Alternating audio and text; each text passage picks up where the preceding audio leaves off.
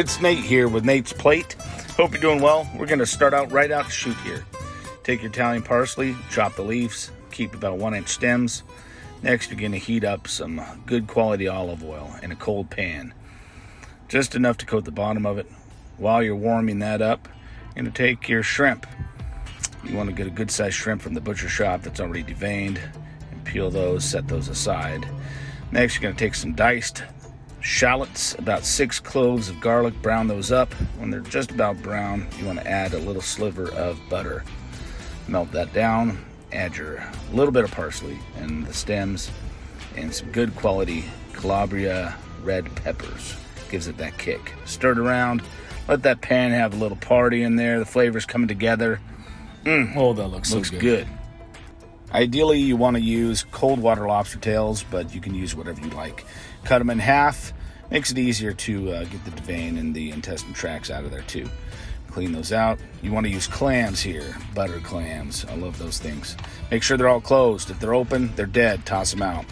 Mix it into the pan. Introduce them to the party. Mix in those flavors with them. All together there. Keep the shrimp set aside for right now. Sauvignon Blanc. You want to add a good white wine, just a little splash in there. That's going to take any morsels off the bottom of the pan and bring them up. Really combine all the flavors all together. Give that another little stir. Keep it about medium heat, And then medium simmer. Cover that bad boy up. For how long? Give it about 5 to 7 minutes. After about 5 to 7 minutes, they should almost be done. Go ahead and remove them, set them aside. After cooking, if the clams are closed, they're dead. Get rid of them. No good. Set those aside, and then add your lobster tails. Mix that in with the butter, with the shallots, the garlic, the parsley. You're also going to want to add your shrimp at this time as well. Mix that all in, and they're dancing around in that pan, looking so good. After that, while those are simmering, you're going to add a can of San Marzano tomatoes, whole peeled. Good quality tomato. Hand crush them. When you're crushing the tomatoes, make sure it's under the sauce level. Otherwise, you're going to get tomato sauce all over the place. Go ahead and spoon out some of those San Marzano tomatoes into the pan. At this point, you're adding a whole nother flavor level. Right now is a good time to add some more Calabria Red Peppers if you want more of a kick. Add some fresh Basil, some fresh parsley. Stir that around. It's good color, good flavor. At this point, you should also start your boiling water. Your pot of boiling water, you want to salt it like the ocean and have a good quality pasta as well. Now the trick to this is not to cook the pasta all the way. You want it right before it's about al dente, so about 8 to 10 minutes depending on what type of pasta you use. Right before it's about al dente, take it out. Pasta's still a little stiff.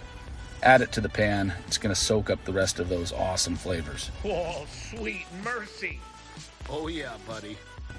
Add all of your clams back into the pan there. You want to mix this all the way in.